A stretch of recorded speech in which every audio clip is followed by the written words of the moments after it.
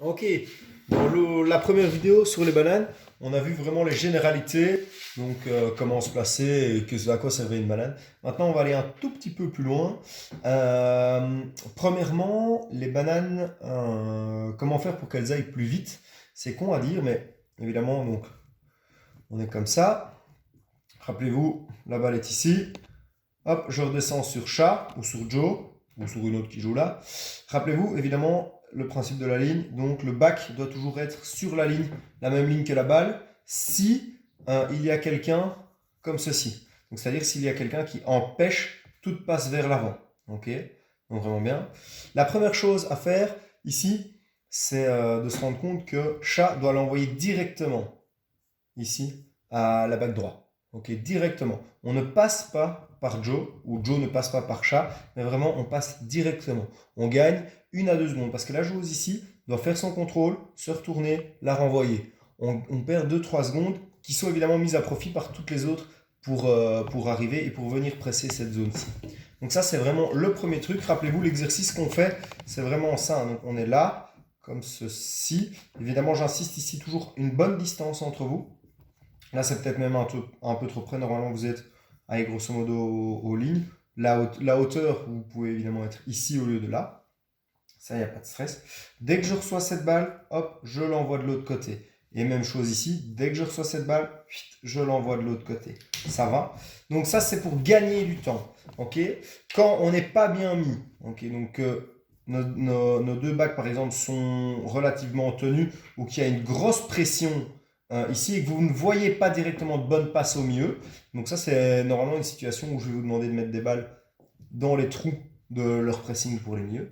Et bien là, il n'y a évidemment aucun souci à faire une passe là, une passe là. Le temps que les backs se disent, ok, on va redescendre. Comme ça, ces joueuses-là vont devoir faire un choix, soit resserrer, soit les accompagner. Et les milieux vont évidemment avoir le temps de se démarquer. Donc ça, il n'y a pas de souci à faire un max de passes là. Mais alors, par contre, il faut prendre de l'espace. Pourquoi? Parce que si vous êtes l'une à côté de l'autre, eh bien, une seule joueuse, voire deux, vont réussir à venir vous presser.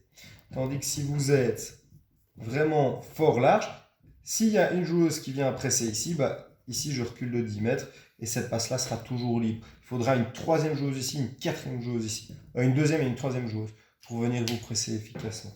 Ok, donc ça c'est des petites généralités. Ici deux cas spécifiques. La banane sur dégagé. Donc voilà, on est comme ceci en règle générale.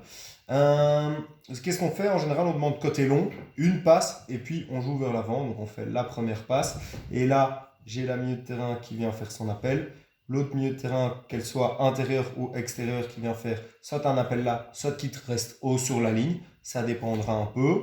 Ça, c'est vraiment le coup classique de chez classique. Si, évidemment, les filles en averse ferment bien ça, il faut faire une deuxième banane. Ok? Et c'est là que celle qui est en retrait intervient. Je viens là, je regarde, je vois que c'est foutu. Je reviens chez Joe ou chez Chat, et dans le même temps, ma back ici redescend directement et je repars de l'autre côté. Je vais le refaire une fois, simplement pour être plus simple. Donc, en 1, cette balle passe par ici. Ok. Du coup, en général, celle-ci va venir courir par là pour venir se mettre ici, au cas où il se passe quelque chose là, d'être directement capable d'intervenir. Je réceptionne ma balle ici. En 2, je reviens derrière. Au moment où cette balle vient vers elle, même back gauche comprend que bah, ouais, ça va être soit la passe comme ça est possible. En général, il y a bien une milieu qui va venir presser ici, mais si elle est possible, je reste haut, comme ça on gagne des mètres. Si elle n'est pas possible, je redescends, pas forcément à la hauteur de la balle parce que Joe est évidemment fort bas, mais de façon à la recevoir. Quatrième passe. Et alors là, regardez, j'avais un milieu qui a fait un appel ici. Il se dirige par ici.